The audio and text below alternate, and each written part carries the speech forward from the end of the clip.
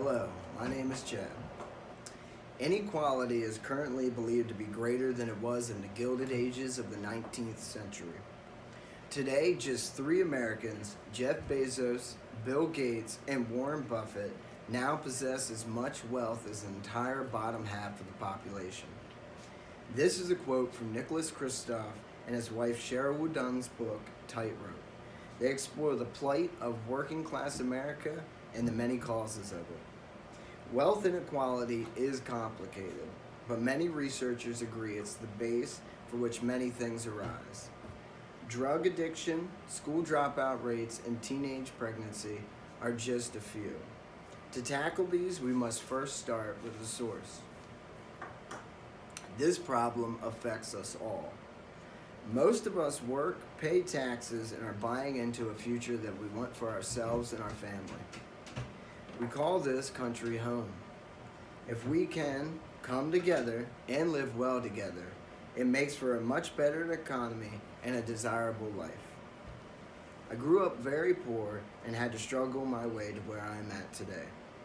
33 years old, and I'm just now going to college and finally have a decent job.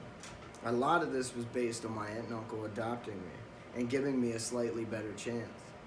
Even then, I had to overcome a lot. I am guilty, though, of believing in the pull yourself up by your bootstraps mentality. But the older I get and the more research I do, the more I believe we should help each other and try to give people a fighting chance. So now I'd like to tell you what wealth inequality looks like, what's been done to curb it, and some solutions for the future. Let us begin with how wealth inequality has grown over the years and the problems that come with it. Studies show that in the middle of the 1900s, all the way up to the year 2000, wealth was more evenly shared. According to USA Today, America is number 9 in a survey done in 45 countries for the largest income inequality. Pew Research Centers show that the wealthiest families were the only ones to gain experience from the start of the 2007 recession. As a result, the wealth gap between the richest and the poorer families have more than doubled from '89 to 2014. There is a real wage crisis in average jobs, including but not limited to welding, masonry, construction, and many in manufacturing. Current situation aside, jobs have grown in the past 10 years, but it's undermined by lower wages. The average salary in '08 to '09 in manufacturing and construction was $61,637 annually, according to the U.S. Conference of Mayors, who represents cities with populations over 33,000 people. These same jobs in 2014 showed wages of $47,171 a year. And this doesn't even include the income of the majority of people in these cities. Pew also went on to say that in the same locations, 70% of their citizens had a median income of $33,000 or less. So that was a small glimpse of some of the problems we are facing.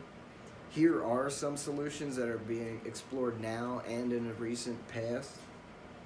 So some efforts have been made to deal with the wealth gap, but it is too little, but not too late. Raising the minimum wage has been widely toted around on many political platforms. There is good reason for that.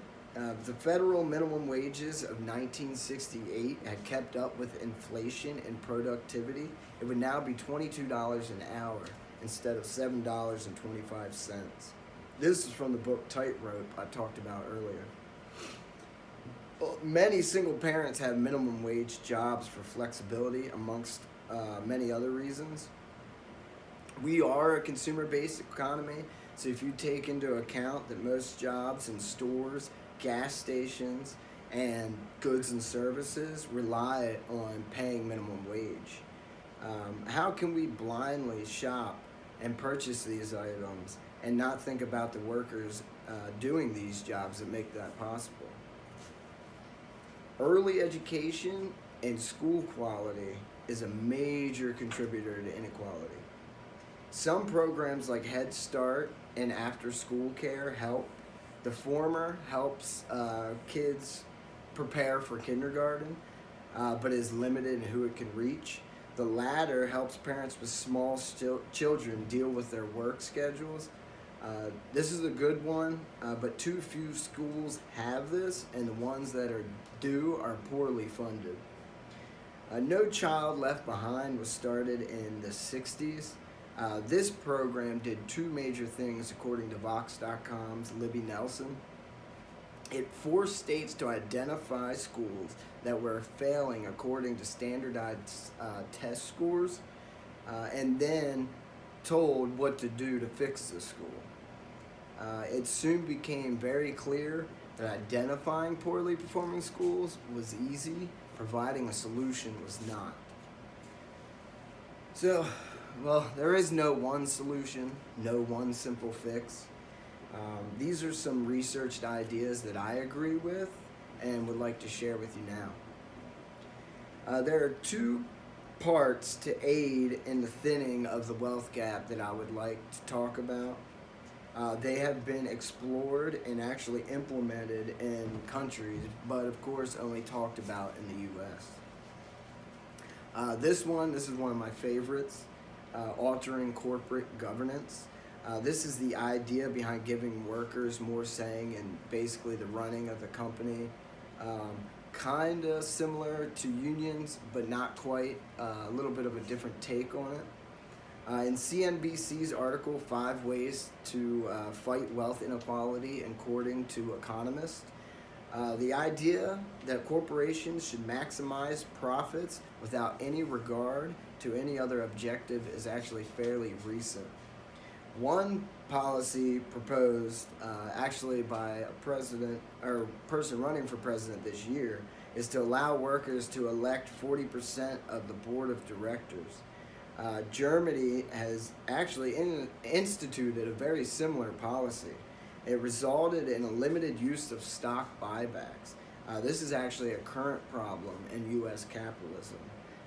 The way I see it, if employees and high management had to weigh keeping their boss happy with weighing keeping the workers happy to further climb the ladder, this would make for a better workplace dynamics in corporations.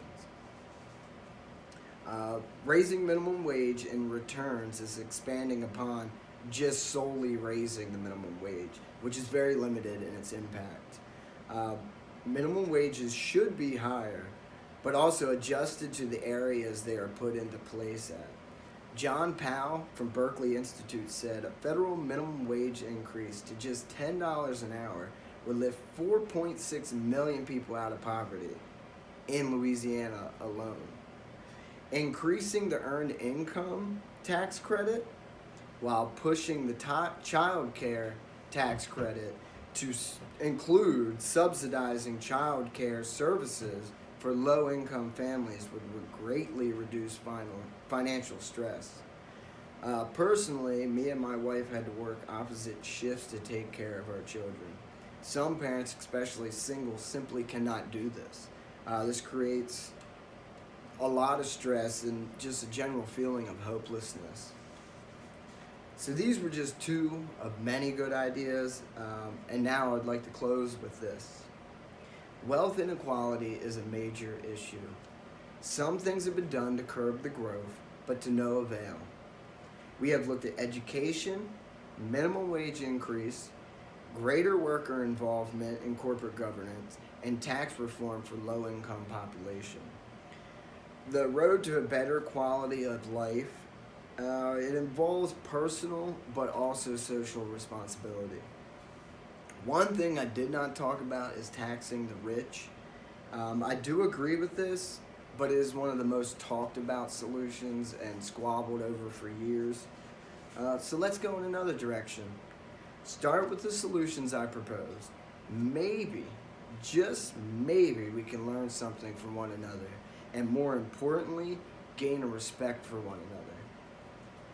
To all the students going on to meet your future, I ask you to remember this quote from Nicholas Kristof.